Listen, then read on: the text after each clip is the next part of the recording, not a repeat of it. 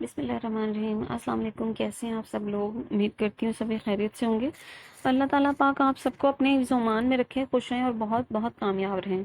Welcome to all at your on YouTube channel education with Sana. अभी मैंने screen पर एक स्क्रीनशॉट सेट किया है जो कि आप देखेंगे कि लास्ट वीडियो का है। आज की वीडियो समझने के लिए आपको ये वाली वीडियो देखना ज़रूरी है, जिसके अंदर थॉरली LSWs के हवाले से एक सीरीज स्टार्ट की थी मैंने, जिसके अंदर आज की जो वीडियो है इंग्लिश ग्रामर के ऊपर वो कनेक्ट करती है उस वाली वैकेंसी से। आज की वीडियो को समझने के लिए वो वाली वीडियो देखना ज़रूरी होगी। डिस्क्रिप्शन में मैं उसका लिंक दे दूंगी, वहां से कनेक्ट करके आप इस वीडियो को देख सकते हैं। चैनल को सब्सक्राइब कर दीजिएगा ताकि आने वाली जो भी वीडियोज़ हैं वो आपको मिल सकें और उसका नोटिफिकेशन आपको मिल सके। नोटिफिकेशन हासिल करने के लिए आपको बेल आइकन पर क्लिक करना होगा और ऑल पर क्लिक करना होगा, ताकि जो भी न्यू वीडियोस होंगी वो आपकी स्क्रीन के ऊपर, आपके नोटिफिकेशंस के ऊपर आपको शो होती रहे। अच्छा जी, अब हम अपनी वीडियो स्टार्ट करते हैं। हम आज बात करने वाले हैं पार्ट्स ऑफ स्पीच पर। आज की जो कंप्लीट वीडियो है वो एक कंप्लीट डेफिनेशन है, वो एक कंप्लीट एग्जांपल्स के साथ ओवरऑल पार्ट्स ऑफ स्पीच को देखने के लिए है। एक वीडियो के अंदर आप बहुत गौर से हर चीज़ को समझिएगा, हर चीज़ को गौर कीजिएगा, और अगर कुछ समझ ना आए तो उस वीडियो को वहाँ पर रोक कर और फिर दोबारा से उस वर्डिंग को सुनिएगा, ताकि आपको वो चीज़ें अच्छे से समझ आ जाएं और आपके दिमाग में बैठ जाएं। एक दफ़ा अगर बहुत अच्छे से आपने पूरी वीडियो देख ली तो आपको पार्ट्स ऑफ स्पीच में कभी प्रॉब्लम नहीं होगी इंशाल्लाह ताला। पार्ट्स ऑफ स्पीच स्टार्ट करते हैं। सबसे पहले हम देखते हैं कि पार्ट्स ऑफ स्पीच होते कितने हैं। सबसे पहला स्पीच का पार्ट होता है नाउन, सेकंड होता है प्रोनाउन, थर्ड होता है वर्ब, फोर्थ होता है एडजेक्टिव, फिफ्थ होता है एडवर्ब, सिक्स्थ होता है प्रपोजिशन, सेवेंथ होता है कॉन्जक्शंस और एट होता है इंटरजेक्शन। ये वो 8 चीज़ें हैं, 8 पार्ट्स हैं जो कि मिलकर जुमला बनाते हैं।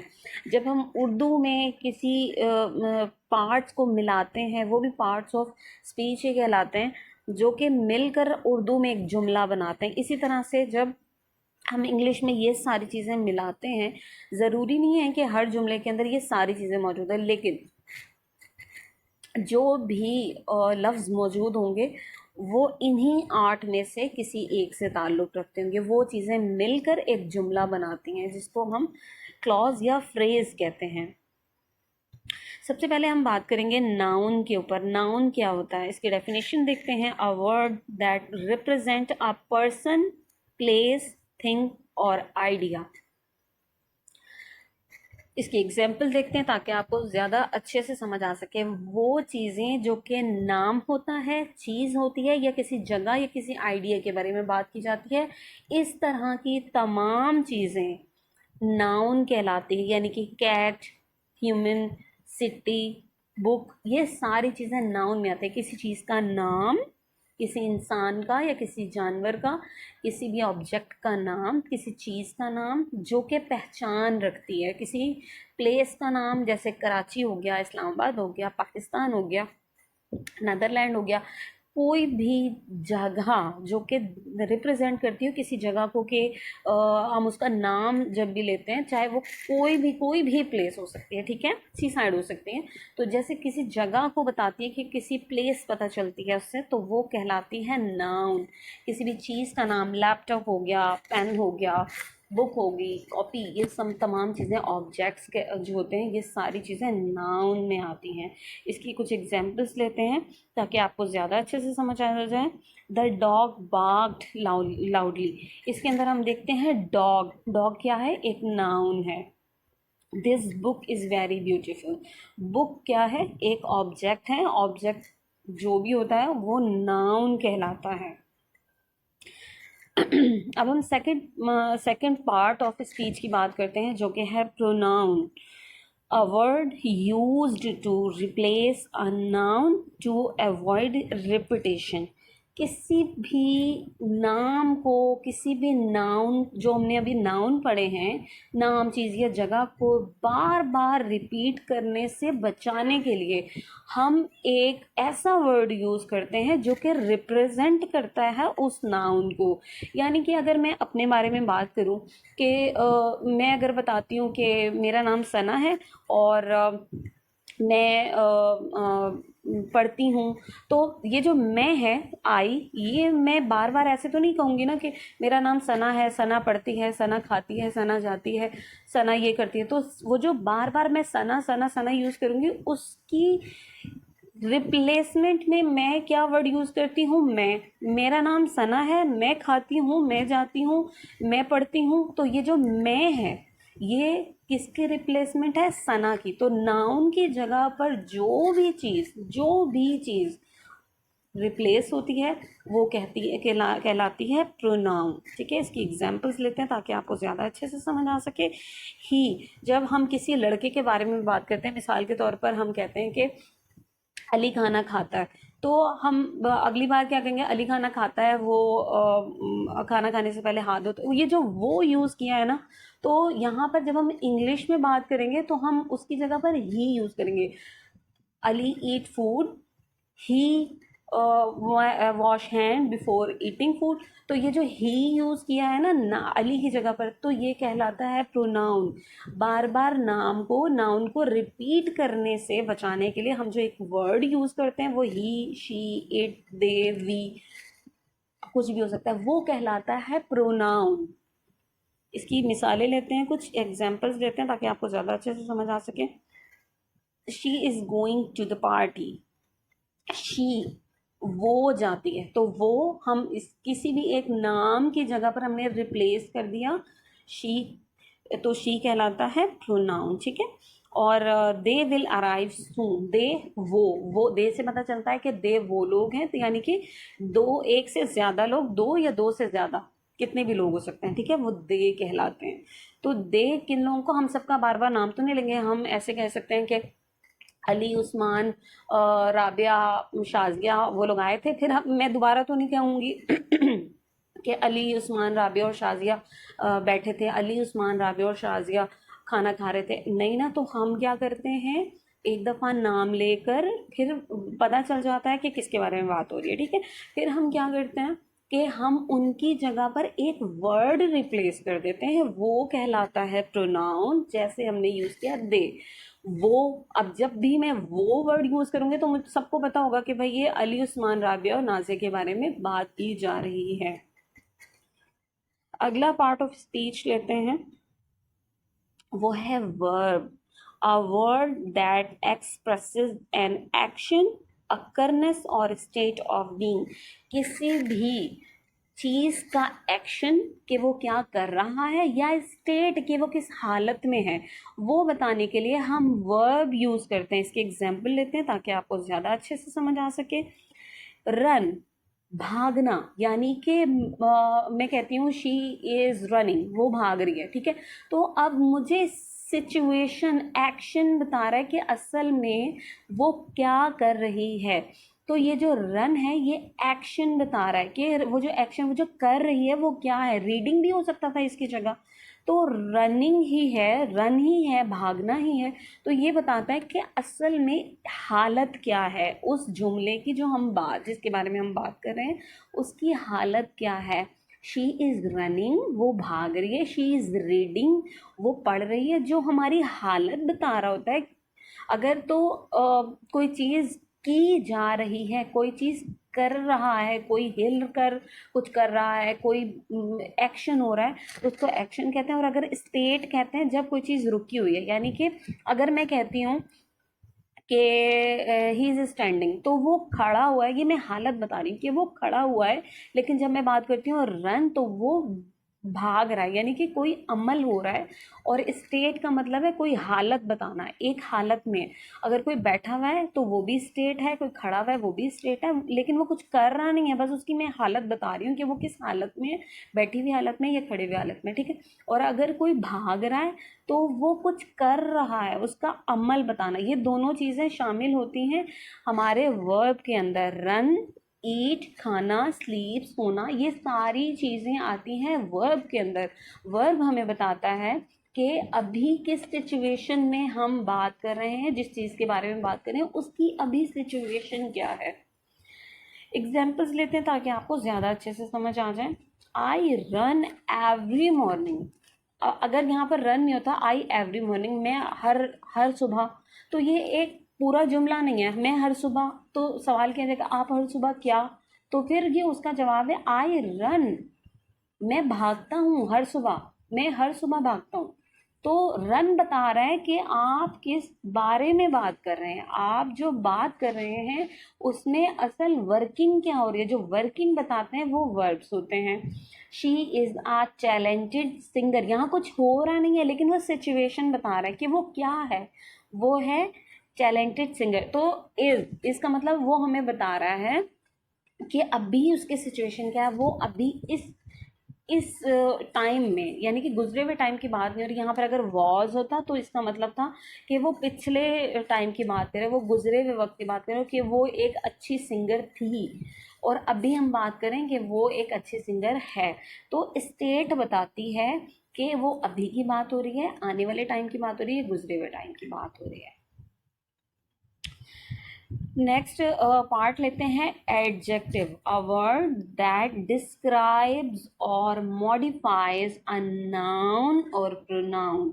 नाउन और प्रोनाउन को जो डिस्क्राइब करता है, किसी भी नाउन को, किसी भी इंसान का नाम, चीज़ या जगह को जो डिस्क्राइब करता है कि वो चीज़ कैसी है, किस तरह की है, उसको जो चीज़ डिस्क्राइब करती है वो एडजेक्टिव कहलाती है।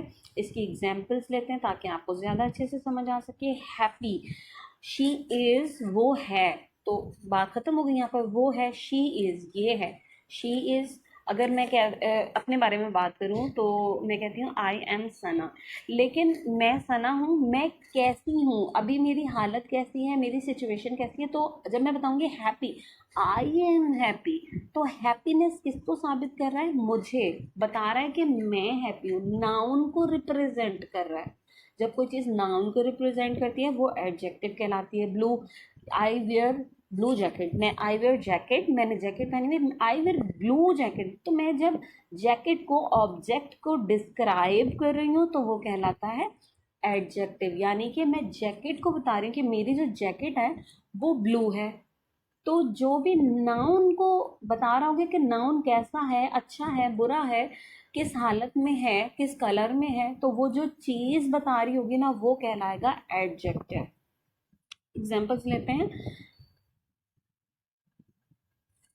The red dress is stunning, dress के बारे में बता रहा है। ड्रेस क्या है, नाउन, नाउन को जो डिस्क्राइब कर रहा है वो है adjective. The mountain peak is tall, बड़ा है, बड़ी है, पीक है, टॉल, ऊंची है बहुत ज़्यादा। तो हम क्या सिचुएशन बता रहे हैं, माउंटेन क्या है, एक चीज़ का नाम है, और चीज़ के नाम को जो डिस्क्राइब करता है वो एडजेक्टिव है। नेक्स्ट पार्ट ऑफ स्पीच है adverb, a word that describes और मॉडिफाइज अ वर्ब, एडजेक्टिव और अदर एडवर्ब। एडवर्ब उसको कहते हैं जो किसी वर्ब को डिस्क्राइब करता है। इससे पहले हमने क्या पढ़ा था, नाउन प्रोनाउन पढ़े, फिर हमने पढ़ा कि नाउन और प्रोनाउन को जो डिस्क्राइब करता है वो एडजेक्टिव कहलाता है। अब हम पढ़ रहे हैं वर्ब और एडजेक्टिव को जो डिस्क्राइब करता है और एडवर्ब को जो डिस्क्राइब करता है वो कहलाता है एडवर्ब। एग्जाम्पल लेते हैं ताकि आपको ज़्यादा अच्छे से समझ आ सके। क्विकली, शी रन, रन क्या मैंने बताया था, रन क्या होता है, वर्ब होता है। वर्ब को जो डिस्क्राइब करता है, रन क्विकली। अब वो मैं कह रही हूँ कि तेज भागता है, तो तेज भागता क्या है, तेज जो है वो भागने को रिप्रेजेंट कर रहा है, इंसान को तो नहीं कर रहा ना। अगर कोई तेज भागता है तो वो इंसान तेज नहीं है, उसका भागना तेज है। तो क्विकली किसको रिप्रेजेंट कर रहा है, वर्ब को। तो वर्ब को जो चीज़ डिस्क्राइब करती है वो होती है एडवर्ब, वेरी, बहुत ज़्यादा। शी इज़ हैप्पी, हैप्पी क्या था, वर्ब, कि वो खुश हैं। और वेरी हैप्पी, अगर मैं वेरी यूज़ करती हूँ तो ऑब्वियसली शी को तो वो वेरी, शी तो वो लड़की तो बहुत ज़्यादा नहीं है ना, हैप्पी खुश बहुत ज़्यादा है। तो वेरी को जब मैं यूज़ करूँगी तो ये डिस्क्राइब करेगा कि वो जो खुश है, वो जो उसकी खुशी है वो बहुत ज़्यादा है। तो जो चीज़ वर्ब को डिस्क्राइब करती है वो कहलाती है एडवर्ब। इसकी एग्जांपल्स लेते हैं। She ate his food quickly. Ate eat की सेकेंड फॉर्म है जिसका मतलब होता है खाना, यानी कि वो उसने अपना खाना बहुत जल्दी खाया। खाना तो खाया, ये भी वर्ड काफ़ी था ना, she sorry he ate his food. He उसने अपना खाना खाया, बस खाना खाया, ये भी जुमला काफी था। लेकिन जब मैंने कहा क्विकली, जल्दी से खाया, तो ही को रिप्रेजेंट नहीं कर रहा है क्विकली, क्विकली रिप्रेजेंट कर रहा है एट को, यानी कि खाया, उसने खाया जल्दी। तो खाया क्या था, एक वर्ब है, वर्ब को जो चीज डिस्क्राइब करेगी वो एडवर्ब है।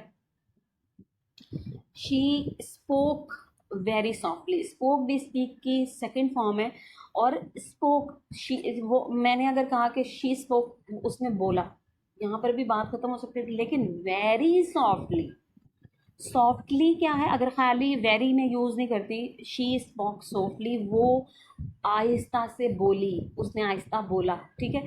तो लेकिन वेरी सॉफ्टली एडवर्ब को भी जो डिस्क्राइब करता है वो भी एडवर्ब कहलाता है। एडवर्ब भी एडवर्ब को डिस्क्राइब करता है, यानी कि सॉफ्टली, वेरी सॉफ्टली, बहुत ज़्यादा धीमा बोली। तो ये दोनों चीज़ें, ये दोनों एडवर्ब है। सॉफ्टली भी एडवर्ब है और वेरी भी एडवर्ब है, क्योंकि सॉफ्टली डिस्क्राइब कर रहा है वर्ब को और वेरी डिस्क्राइब कर रहा है एडवर्ब को। नेक्स्ट पार्ट लेते हैं प्रपोजिशन। ये नाम से ही आपको पता चल रहा होगा कि पोजीशन से पहले, प्री यानी पहले, पोजीशन यानी कि पोजीशन, पोजीशन से पहले यूज होता है और बताता है कि उसकी पोजीशन क्या है। Word that shows the relationship between a noun और प्रोनाउन। रिलेशनशिप बताता है नाउन एंड प्रोनाउन के, and other words in a sentence. Relation बनाता है, पता चलता है कि कौन सी चीज़ कहाँ पर है, उसकी पोजीशन क्या है। एग्जाम्पल्स लेते हैं ताकि आपको अच्छे से समझ आ सके। इन यानी कि अंदर, ऑन यानी कि ऊपर, ये दोनों चीज़ें कभी भी एक जैसी नहीं हो सकती। अगर कोई चीज़ किसी टेबल के ऊपर पड़ी है, इट मीन्स कि वो ऊपर पड़ी है। ये पोजीशन बताने के लिए हम प्रपोजिशन यूज़ करते हैं कि वो चीज़, अगर कोई बुक है और वो टेबल के ऊपर पड़ी है या टेबल के नीचे पड़ी है या टेबल के साथ पड़ी है, तो वो स्टेट और वो पोजीशन बताने के लिए हम यूज़ करते हैं प्रपोजिशन। इन यानी ऊपर, ऑन यानी सॉरी, इन यानी अंदर, ऑन यानी ऊपर, अंडर नीचे। तो ये सारी चीज़ें हमें बताते हैं प्रपोजिशंस, ठीक है। इसकी एग्जांपल्स लेते हैं। The book is on the table. जब हम ये जुमला सुनते हैं हम समझ जाते हैं कि book is on the table, यानी कि वो सरफेस के ऊपर है, टेबल के ऊपर है, बिल्कुल एग्जैक्ट जुड़ी हुई, दोनों चीज़ें जुड़ी हुई हैं और इसके ऊपर है। देखिए ऊपर वाली जगह तो बहुत सारी होती है ना, एक बिल्कुल टेबल के साथ सरफेस जुड़ा हुआ है, बुक और टेबल दोनों जुड़े हुए हैं, तो इसका मतलब ऑन। और अगर बुक, अगर टेबल के ऊपर है बुक, किसी टेबल है उसके ऊपर एक रैक लगा हुआ है, रैक के ऊपर बुक है, वो भी तो ऊपर है। लेकिन ये दोनों चीज़ों में प्रपोजिशन हमेशा अलग यूज होता है। दोनों चीज़ों में अलग से हमें पता चलता है कि अभी बुक की सिचुएशन क्या है, टेबल के बिल्कुल साथ जुड़ी हुई है या टेबल के कुछ फासले पर है, ओवर है, या तो फिर टेबल के बिल्कुल साथ जुड़ी हुई ऑन है।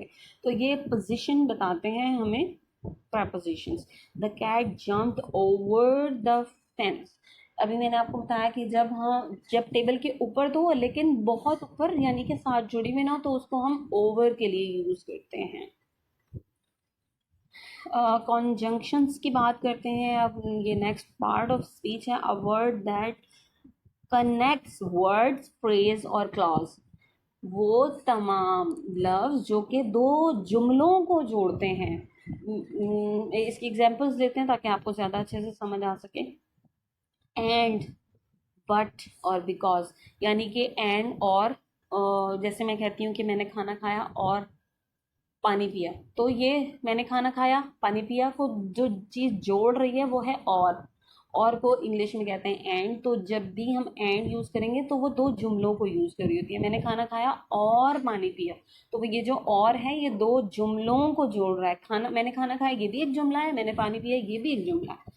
तो दो जुमलों को जो चीज़ जोड़ती है वो कंजंक्शंस कहलाते हैं। एंड, बट, मैंने खाना खाया मगर पानी नहीं पिया, तो ये मगर जो है ना, ये बट बीच में है मगर। दो जो जुमलों को जो चीज़ जोड़ रही होती है वो कंजंक्शंस कहलाती है। इसकी एग्जांपल लेते हैं ताकि आपको ज़्यादा अच्छे से समझ आ सके। I want pizza and pasta. अगर मैं कहती आई वांट पिज़्ज़ा पास्ता, तो इसका मतलब ये है कि पिज़्ज़ा पास्ता एक चीज़ है, लेकिन जब इनके बीच में एंड आया तो मुझे पता चला ये दो अलग अलग चीज़ें हैं। पिज़्ज़ा भी खाना है, पिज़्ज़ा भी चाहिए और पास्ता भी चाहिए। इसकी एग्जाम्पल एक और है, she studied hard because. She studied hard भी एक जुमला है, वो बहुत ज़्यादा मेहनत से पढ़ती है। उसने बहुत ज़्यादा मेहनत से पढ़ा, ये एक जुमला है, ठीक है। इसके साथ एक और जुमला, द एग्ज़ाम वॉज इम्पॉर्टेंट, ये एक और जुमला है। इन दोनों जुमलों को मिलाने के लिए बिकॉज का यूज़ किया, जिसका मतलब होता है क्योंकि। क्योंकि का यूज़ करने से मुझे पता चला कि दोनों जुमले एक दूसरे से कनेक्टेड हैं। और क्यों बताया जा रहा है, उसने हार्ड स्टडी इसलिए की क्योंकि जो एग्जाम था वो बहुत ज़्यादा इम्पोर्टेंट था। नेक्स्ट पार्ट ऑफ स्पीच है इंटरजेक्शन, अ वर्ड और phrase that expresses strong emotions और एक्सक्लेमेशंस, ठीक है। इसके अंदर हमें वो इमोशंस पता चलते हैं जो कि हम लफ्ज़ों से ज़ाहिर करते हैं। देखिए, बात करते हुए तो हम अपने लहजे से बता देते हैं कि हम खुश हैं, सैड हैं, परेशान हैं, कोई भी इमोशन हमारा कैसा है। मैं खुश हूँ, अफसुर्दा हुई हूँ बात सुनकर, लेकिन लिखने में हम वो फील नहीं करवा सकते, वो हमें वर्ड्स के ज़रिए बताना पड़ता है। तो कुछ ऐसे वर्ड्स हैं जो कि हमें बताते हैं कि अभी उस जुमले को किस इमोशन के साथ लिया गया। वाओ, ये खुशी का जुमला है। हम जब भी कोई अच्छी खबर सुनते हैं, कोई खुशी की खबर सुनते हैं, तो ये हम एकदम से कहते हैं वाओ। और जब कोई चोट लगती है या कोई पेन होता है या कोई भी ऐसे अनएक्सपेक्टेड चीज़ होती है तो हम कहते हैं आउच। तो ये कुछ ऐसे वर्ड्स हैं जो कि हमने बाकायदा इनको रिप्रेजेंट किया हुआ है एक इमोशंस के साथ। हुर्रे, हुर्रे एक बहुत खुश होने वाला इमोशन का एक्सक्लेमेशन वर्ड है, जिससे हमें पता चलता है कि बहुत खुशी का इजहार किया गया है। इसके एग्जाम्पल्स लेते हैं ताकि आपको ज़्यादा अच्छे से समझ आ सके। Wow that a beautiful sunset, तो यहाँ पर खुशी का इजहार किया जा रहा है।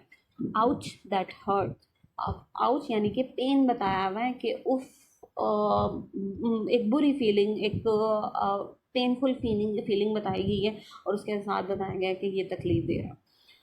तो ये तमाम हमारे पास पार्ट्स ऑफ स्पीच थे। अगर कुछ ना समझ आया हो तो आप दोबारा से वीडियो को देख सकते हैं। इंशाल्लाह ताला कोशिश मैंने पूरी की है कि आपको सारी चीज़ें अच्छे से समझ आ सके। फिर भी अगर कुछ समझ नहीं आता है, मैं जीमेल अपनी दे दूँगी। अगर कोई भी क्वेश्चन है आपका, आप कमेंट भी कर सकते हैं, आप जीमेल पर मेल भी कर सकते हैं। इंशाल्लाह ताला आपको मेल का भी आंसर मिलेगा और कोशिश करूँगी कि आपको कमेंट का भी आंसर दे सकूँ। वीडियो को लाइक ज़रूर कीजिएगा। कुछ भी आपने सीखा है तो शेयर ज़रूर कीजिएगा, ताकि आपने अगर कुछ सीखा है तो कोई और भी कुछ सीख ले। मैं भी अभी लर्नर हूँ, कुछ चीज़ें अगर मिस्टेकनली हो गई हों तो उसे माफ़ कीजिएगा। और अपना और अपनों का बहुत ख्याल रखिएगा, मुझे दुआओं में बहुत याद रखिएगा। वीडियो को लाइक कर दीजिएगा, ये मुझे मोटिवेशंस देती है। चैनल को सब्सक्राइब कर दीजिएगा ताकि जो भी मेरी एफर्ट्स हैं और आपकी नॉलेज के लिए जो भी वीडियोस बनाऊंगी ताकि वो आपको आपकी नोटिफिकेशन में मिल सके। जज़ाकल्लाह, थैंक यू सो मच।